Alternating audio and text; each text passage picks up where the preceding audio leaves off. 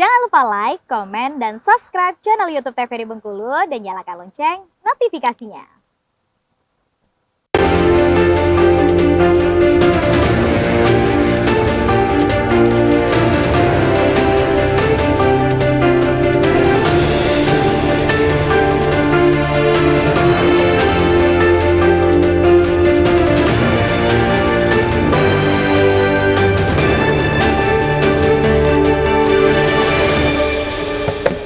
Ya, pemirsa, Anda kembali menyaksikan Brendo TVRI Bengkulu edisi hari ini dengan tema perlindungan profesi pers. Tentunya bersama dengan kedua narasumber kita, ada Kak Zaki dan juga Bang Wibowo. Saya ingin ke Bang Wibowo nih, berkaitan dengan segmen sebelumnya, Bang.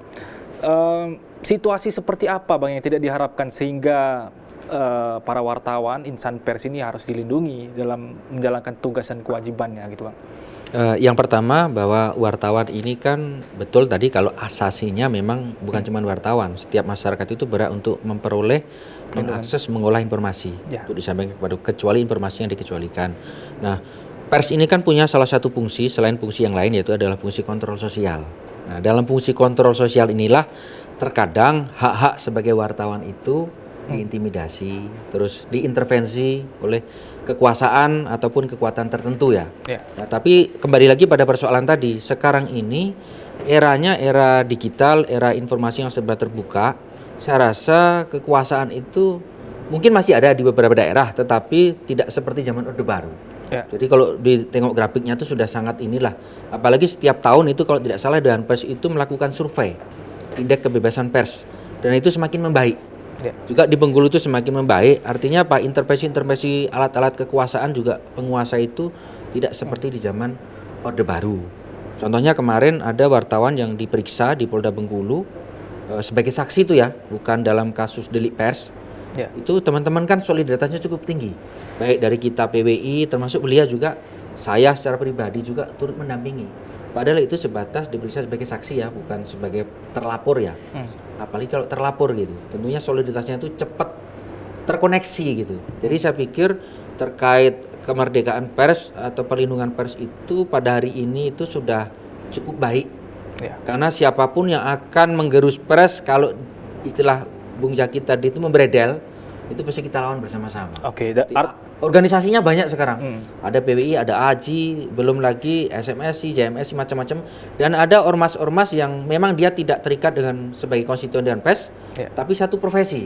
Artinya nggak usah khawatir lah kalau sekarang ada pers coba dibredel, insya Allah solidaritas kawan. Tapi Bengkulu ya, kalau daerah lain saya tidak tahu ya. Kalau Bengkulu insya Allah ya, Bang, itu cukup solid lah. Kalau ada teman-teman yang bermasalah kita sama-sama. Dengan catatan memang persoalan pers ya, bukan persoalan pribadi. Karena ada wartawan yang memeras, itu perilaku pribadi ya, itu di luar ini kita ya, di luar pembelaan kita ya. Artinya perlindungan ini dalam konteks ketika ingin mencari tahu informasi lebih lanjut, ketika tentang keabsahan satu informasi, artinya perlindungan terhadap keterbukaan informasi ini yang masih saat ini masih harus diperjuangkan, Bang. Ya, pertama begini, yang perlu saya sampaikan bahwa memang wartawan itu punya namanya itu hak tolak.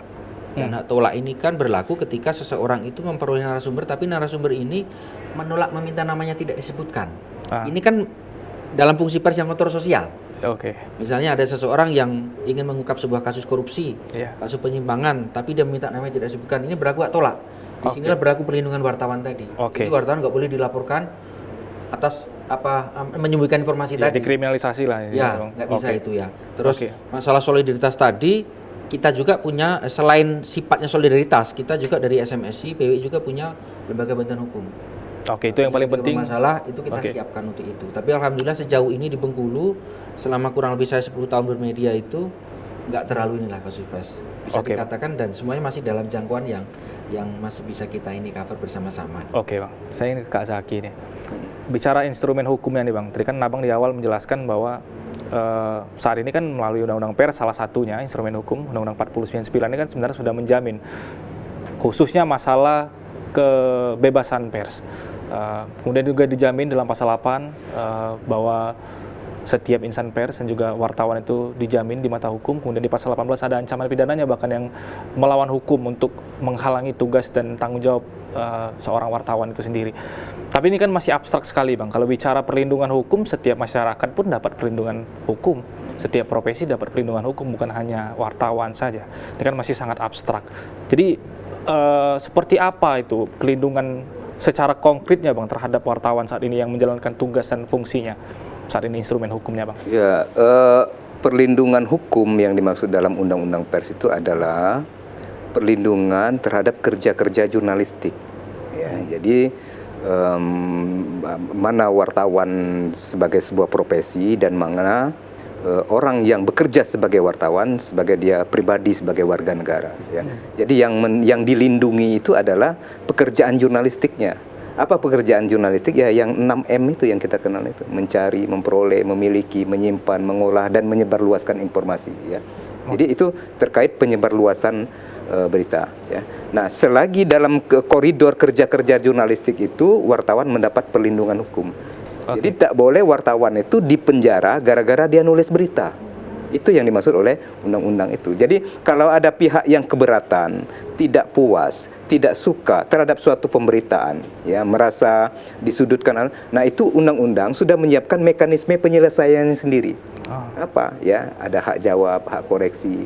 Enggak puas juga, silahkan mengadu ke Dewan Pers. Nanti Dewan Pers yang akan menyelesaikan sesuai dengan mekanisme yang ada di Dewan Pers. Tapi di luar kerja-kerja jurnalistik itu nggak ada perlindungan hukum. Berlaku prinsip equality before the law. Jadi semua orang sama kedudukannya di mata hukum. Misalnya ada wartawan beberapa waktu yang lalu saya di SMS terjaring OTT di mana itu? Kepahyang ya. Kepahyang apa Bengkulu Utara. Ada yang WA, gimana ini wartawan gitu. Loh, itu dia OTT kenapa? Oh, melakukan pemerasan. Itu bukan kerja wartawan, itu bukan kerja-kerja jurnalistik ya. Jadi artinya ya berlaku hukum yang berlaku secara umum KUHP. Oke, positif berlaku. Ya nggak ada perlindungan kalau yang melakukan pekerjaan di luar itu tindak pidana. Siapa saja di Indonesia ini kalau melakukan tindak pidana ya diproses secara hukum. Oke, Bang, tapi yang menarik adalah apa yang menjadi batasan dari 6M ini sehingga seorang wartawan itu bisa dikategorikan, oh ini masih ruang lingkupnya kerjaan dari jurnalistik dan ini yang bukan menjadi lingkup dari jurnalistik. Kita jawab setelah segmen ini selesai, Bang. Ya, pemirsa jangan kemana-mana, tetap di Brendo TVRI Bengkulu.